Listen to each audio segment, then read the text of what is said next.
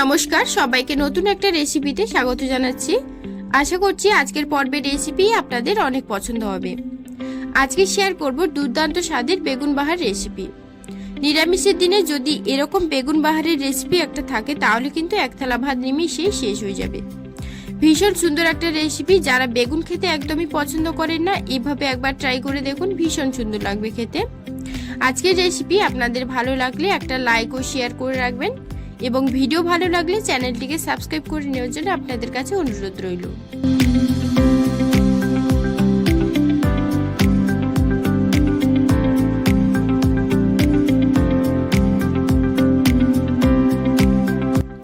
বেগুন বাহার রেসিপির জন্য 200 গ্রাম ওজনের একটা বেগুনকে 4 ভাগে কেটে নিয়েছি। ডাঁটি শুদ্ধ রেখে আমি বেগুনটাকে কেটে নিয়েছি। আর এখানে বেগুন বাহারের জন্য কি কি মশলা নিয়েছি দেখুন। এখানে 4 চামচের 1.5 চামচ আছে সাদা সর্ষে, 4 চামচের 1.5 চামচ আছে কালো সর্ষে, সামান্য কয়েকটা খোসা ছাড়ানো নারকেল কুচি আর ঝালের জন্য 4টে কাঁচা লঙ্কা। এবারে মিক্সারে প্রথমে দিয়ে দিচ্ছি সাদা সর্ষে, তারপর দিয়ে দেবো কালো সর্ষে আর দিচ্ছি নারকেল কুচি, সামান্য কাঁচা লঙ্কাও দিয়ে দিচ্ছি। এরপর 3 চামচের মতন জল দিয়ে মিহি একটা পেস্ট বানিয়ে নিচ্ছি। তারপর একটা বাটিতে সমস্ত মশলা একটা বাটির মধ্যে নিয়ে নিচ্ছি। এদিকে বেগুনটা একটু ম্যারিনেট করে নেব, তার জন্য প্রথমে পরিমাণ মতো লবণ আর তারপর দিচ্ছি হলুদ গুঁড়ো। লবণ আর হলুদ দেওয়ার পর বেগুনটাকে একটু ভালো করে ম্যারিনেট করে নেব।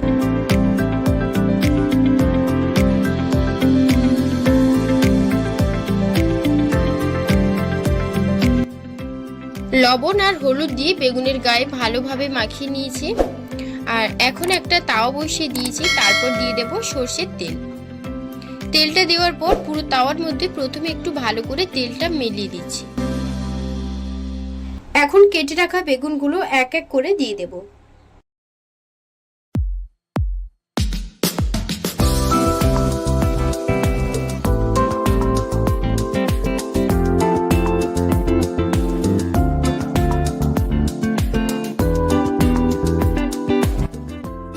বেগুনের এক পিঠ ভাজা হয়ে গেলে আরো এক পিঠ উল্টে পাল্টে সব বেগুনগুলোকে আমি একদম লাল করে ভেজে নেব। এই রান্নার জন্য আপনাকে বেগুনটাকে একটু ভালো করে একদম লাল করে ভেজে নিতে হবে, তাহলে দেখবেন রান্নাটা খেতেও ভালো লাগবে আর বেগুনগুলো কিন্তু ভেঙেও যাবে না। তো উল্টে পাল্টে বেগুনগুলোকে ভেজে নিয়েছি। এখন আমি বেগুনগুলোকে এক এক করে তুলে নেব। দেখুন বেগুনগুলো ঠিক এইরকম লাল করে ভেজে নিয়েছি, এবার তুলে নিচ্ছি।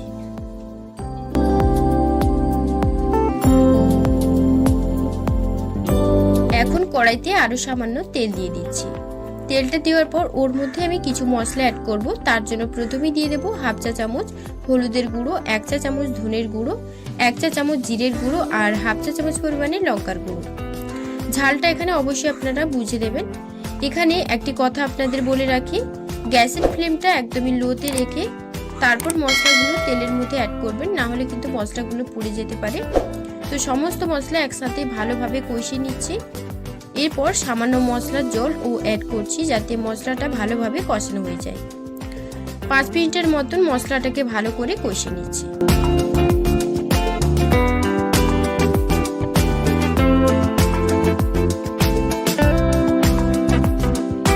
5 মিনিট পর মশলার ফিটনেসটা ঠিক এই পর্যায়ে এলে দিয়ে দেব বেটে রাখা মশলা আর 1 চা চামচ দিয়ে দিচ্ছি পোস্ত বাটা। এরপর আবারও ফ্লেমটাকে লো আঁচে রেখে মশলাটাকে ভালো করে কষিয়ে নেব। এর মধ্যে আমি মশলা ধোয়া জলটাও দিয়ে দিলাম। এবার সমস্ত কিছু একসাথে বেশ ভালো করে লো আঁচে 5 মিনিটের মতো কষিয়ে নেব।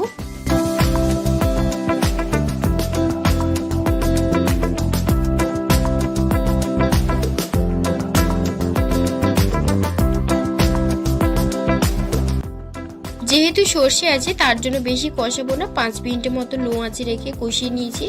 এখন মশলার মধ্যে 25 গ্রামের মতন ফ্যাটানো টক দই এর মধ্যে অ্যাড করে দিচ্ছি। এরপর ফ্লেমটাকে হাইতে রেখে দইটাকে ভালো করে মিশিয়ে নেব, না হলে কিন্তু দইটা ফেটে যেতে পারে।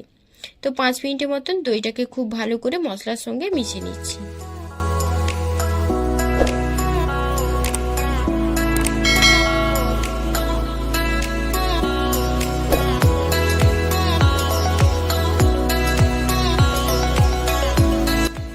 এবারে আমি পরিমাণ মতো জলের মধ্যে অ্যাড করছি।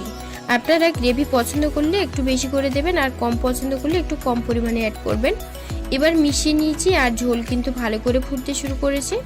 এবার আমি পরিমাণ মতো লবণ এর মধ্যে দিয়ে দেব, দিয়ে আবারও একটু ভালো করে মিশিয়ে ভেজে রাখা বেগুনগুলো একে একে দিয়ে দেব।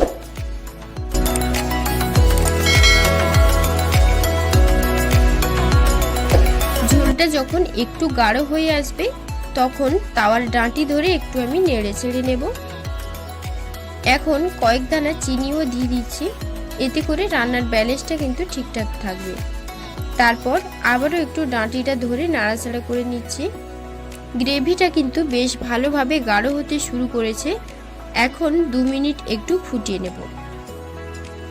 তো দেখুন এখন গ্যাসটা অফ করে দিয়েছি আর রান্নাটা কিন্তু প্রায় কমপ্লিট। আর দেখুন বেগুনগুলো 2 পিঠ ভালোভাবে ভাজার কারণে একটু কিন্তু ভেঙে যায়নি।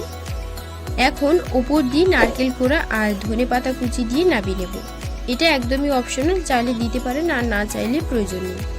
তো দেখতেই পাচ্ছেন দেখতে কতটা লোভনীয় লাগছে, খেতেও কিন্তু দুর্দান্ত লাগে। যারা বেগুন খেতে একদমই পছন্দ করেন না, একবার এভাবে বানিয়ে দেখুন, এর স্বাদ পুরো মুখে লেগে থাকবে।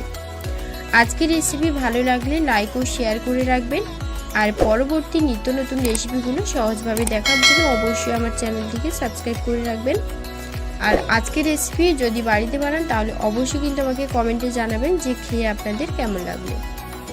আজকের মতো ভিডিওটা এই পর্যন্ত, আবার আসবো আপনাদের পছন্দের কোনো রেসিপি নিয়ে। ততক্ষণ আপনারা খুব ভালো থাকবেন ও সুস্থ থাকবেন।